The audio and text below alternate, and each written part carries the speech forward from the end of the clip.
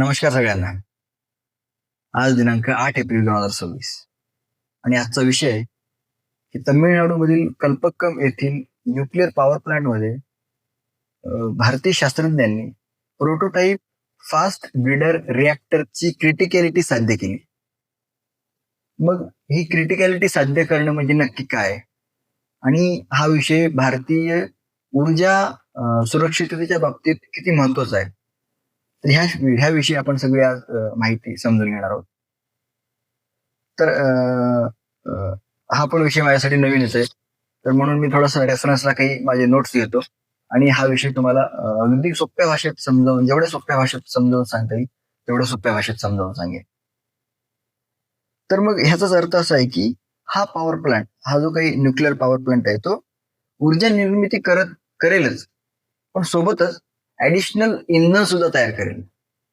म्हणजे उदाहरण द्यायला गेलं तर समजा आपला जो स्टोव्ह असेल, स्टोव्हवर अन्न तर शिजतच, ते अन्न शिजण्यासोबतच स्टोव्ह काय करतं की ऍडिशनल इंधन सुद्धा तयार करतं की जे ज्या इंधनावर पुढील अन्न सुद्धा शिजेल.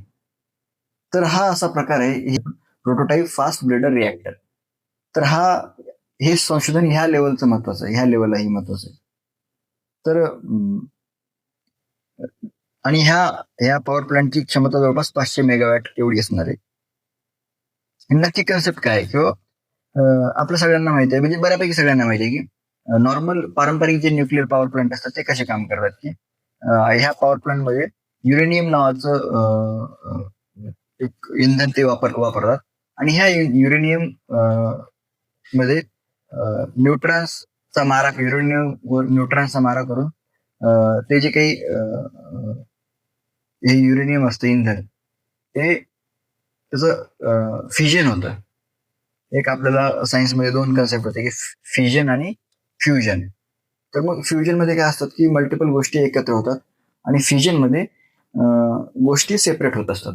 तर मग हे जे न्यूक्लिअर आयटम असं आहे की बाबा एकदा त्याच्यावर तुम्ही मारा केल्यावर त्याचे 2 तुकडे होतात, त्या 2 तुकड्यांवर परत मारा केल्यावर त्याचे 4 तुकडे होतात. ते मल्टिपल म्हणजे त्याची चेन रिएक्शन ती बनत जाते आणि मग त्यातनं ती वीज निर्मिती आपण करतो. पण मग पारंपरिक पॉवर प्लांट मध्ये काय होतं की युरेनियमचा वापर होतो, त्यातनं वीज निर्मिती होते, त्यानंतर हे युरेनियम जे इंधन आहे ते संपतं. पण मग हे जे प्रोटोटाईप फास्ट ब्रीडर रिॲक्टर आहे, ह्यामध्ये काय होतं की युरेनियमचा वापर करतात, त्यातनं इलेक्ट्रिसिटी तयार करतात. पण मग हे इलेक्ट्रिसिटी तयार करत असताना ह्या युरेनियमचा काही पार्ट अनयुज्ड राहून जातो, म्हणजे तो वापरला जात नाही. पण मग तो जो वापरला नसलेला पार्ट आहे त्यालाच हे फास्ट ब्रीडर रिॲक्टर त्याला कन्वर्ट करून त्याचं प्लुटोनियम मध्ये रूपांतर करतात आणि हे प्लुटोनियम परत ऊर्जा निर्मितीसाठी आपण वापरू शकतो. तर हा मेन त्याचा डिफरन्स. आणि हे संशोधन एवढं इम्पॉर्टंट आहे की ह्याचा तुम्ही असा अर्थ लावा की या संशोधनासाठी जगभरातील वेगवेगळ्या देशांनी प्रयत्न केले. म्हणजे प्रगत देश जसे की अमेरिका असेल, युरोपातील ब्रिटन असेल, फ्रान्स असेल, या सगळ्या देशांनी ह्या रिॲक्टरचा शोध लावण्यासाठी किंवा रिॲक्टरचं तंत्रज्ञान शोधण्यासाठी भरपूर पैसे होतले. पण मग त्यांना हे यश हाती लागलेलं नाही. यश भारताला हाती लागले आणि भारत ह्या अशा प्रकारचा फास्ट ब्रीडर रिॲक्टर तयार करणारा जगातला फक्त दुसरा देश आहे, रशिया नंतरचा. ह्यावरनं तंत्रज्ञानाची महती तुम्हाला सगळ्यांना कळेल, इव्हन मला सुद्धा. तर मग ह्या प्रकारचं तंत्रज्ञान आहे. मग ह्या फास्ट ब्रीडर रिॲक्टरचे काही वैशिष्ट्य आहेत. तर सगळ्यात महत्वाचं म्हणजे नॉर्मल पारंपरिक रिॲक्टर थंड ठेवण्यासाठी पाण्याचा वापर केला जातो. पण मग ह्या रिॲक्टरला थंड ठेवण्यासाठी लिक्विड सोडियमचा वापर होतो. ही या रिॲक्टरचं खास वैशिष्ट्य आहे.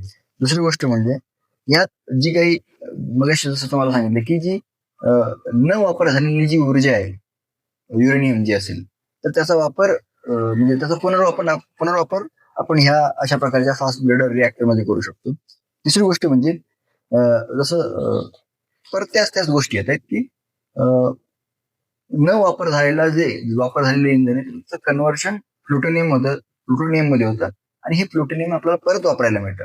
म्हणजे की जे पारंपरिक न्यूक्लिअर रिॲक्टर जे आहे त्यामध्ये जे काही मोठ्या प्रमाणात वेस्ट तयार होतं, तर ते तेवढ्या मोठ्या प्रमाणात त्याचं वेस्ट तयार न होता हे इथं जे ह्या प्रकारच्या रिॲक्टरमध्ये, फास्ट ब्रेडर रिॲक्टरमध्ये ते वेस्ट कमी होतं. म्हणजेच आपल्या सगळ्यांना माहिती आहे की न्यूक्लिअर वेस्ट खूप धोकादायक असतं. त्यांना खूप काळजीपूर्वक त्यांची विल्हेवाट लावायला लागते. पण मग अशा प्रकारच्या ब्रेडर अशा प्रकारच्या ह्या रिॲक्टरमुळे मुळात आण्विक कचराच कमी तयार होतो. तर मग त्याची विल्हेवाट लावण्याची सुद्धा जास्त काळजी करायची गरज नाही किंवा विल्हेवाट लावणं सुद्धा आपल्याला सोपं जाईल. मग कचरा कमी झाल्यामुळे तो. मग ह्या जो काही फास्ट ब्रेडर रिॲक्टर आहे हा भारतासाठी किती महत्वाचा आहे? ह्याचे काही 5-6 इम्पॉर्टंट मुद्दे आहेत. सगळ्यात महत्वाचं म्हणजे ऊर्जेचं स्वावलंबन. आपल्या सगळ्यांनाच माहिती आहे की आपल्याकडे जे रिॲक्टर ही अणुऊर्जा तयार करण्यासाठी सगळ्यात महत्वाचा जो घटक आहे तो युरेनियम, आणि हे युरेनियम आपल्याला परदेशातनं आयात करायला लागतं. तर मग हे आयातवरचं अवलंबन कमी करावं, आणि ह्या अवलंबनवरच आपला दुसरा मुद्दा म्हणजे सध्या गाजत असलेला इस्रायल अमेरिका विरुद्ध इराण युद्ध. ह्या युद्धामुळे जवळपास मागच्या महिन्याभरापासून खूप ठिकाणी गॅसचा तुटवडा म्हणा किंवा काही ठिकाणी डिझेल पेट्रोल ची आवक कमी होणार आहे किंवा ते संपणार आहे म्हणून त्याच्या रांगा लावणं असो. सरकारने एका बाईक स्वाराला 300 रुपयांचंच तुम्ही डिझेल किंवा पेट्रोल टाका अशी अट टाकणं, किंवा हे पण आपण वाचलंय की गॅसच्या टाक्यांचं वजन 14 किलोवरनं 10 किलोवर करणं. मग ह्या सगळ्या गोष्टी, हे जे काही इंधनावर चालणाऱ्या गोष्टी आहेत ह्या इंधनावरचं अवलंबन कमी करणं आणि इंधनावरचं स्वावलंबन वाढवणं हा सगळ्यात महत्वाचा मुद्दा या शोधामुळे आपल्याला मिळणार आहे. दुसरी गोष्ट म्हणजे ते की जे वापरात न आलेलं इंधन आहे त्याचा आपण पुनर्वापर करणार, आणि त्यामुळं आण्विक कचरा कमी होणार आणि त्याची विल्हेवाट लावणं आपल्याला सोपं जाणार आहे कम्पॅरेटिव्हली. तिसरी गोष्ट म्हणजे आपल्या सगळ्यांनाच माहिती आहे की आज जगात कुठला स्वच्छ ऊर्जेचा जर स्रोत असेल तर तो अणुऊर्जेचा स्रोत असणार आहे. ह्यामुळं कार्बन फुटप्रिंट जे आपण म्हणतोय की ते सगळ्यात कमी होणार आहे, आणि हा एक आपल्याला आपण नेट झिरो एमिशन जे टार्गेट आहे आपलं 2070चं, तर त्याकडे आपण एक वाटचाल आपण करू शकतो. तिसरी गोष्ट म्हणजे जे भारताचं जे आण्विक नियोजन आहे 3 स्टेजेस मधलं, त्यात पहिल्या स्टेजमध्ये युरेनियमचा वापर करायचा आहे, दुसऱ्या स्टेजमध्ये प्लुटोनियम आणि तिसऱ्या स्टेजमध्ये थोरियम. तर हा जो शोध आहे प्रोटोटाइप फास्ट ब्रेडर रिॲक्टर, हा ह्या 3 स्टेज मधला टप्पा आहे. म्हणजे जास्त तुम्हाला सांगितलं की युरेनियम रिॲक्टरच्या आत जातात, त्यातलं जो युरेनियमचा न वापर झालेला पार्ट आहे त्याचं कन्व्हर्जन प्लुटोनियम मध्ये होतं. उद्या चालून ह्याच रिॲक्टरच्या पुढे अजून काही संशोधन होऊन मग पुढे प्लुटोनियम त्यात आत जाईल आणि त्याचं कन्व्हर्जन थोरियम मध्ये होईल. आणि भारताकडं थोरियमचा जागतिक थोरियमच्या साठ्यापैकी जवळपास 25% साठा हा भारताकडे आहे. त्यामुळे हा एवढा मोठा आपल्याकडे साठा आहे. असं म्हटलं जातं की काही रिपोर्टनुसार जवळपास 200 वर्ष आपल्याला ऊर्जेचं एक स्वावलंबन असेल आपल्याकडे, आणि काही रिपोर्टनुसार ते ऊर्जेचं स्वावलंबन आपल्याकडे जवळपास 400 वर्षांपर्यंत जाऊ शकतं.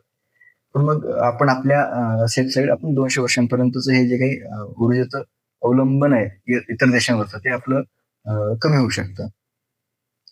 आणि तेच की भविष्यातील एक ऊर्जा स्रोत असणार आहे की ज्या प्रमाणात आपल्याकडे थोरियमचे साठे, त्यामुळं हा एक मोठा आपल्याकडे एक मोठी जमीची बाजू असणार आहे भारताकडे. तर हे मला असं वाटतं की हा छोटाच विषय आहे पण खूप महत्वाचा विषय आहे.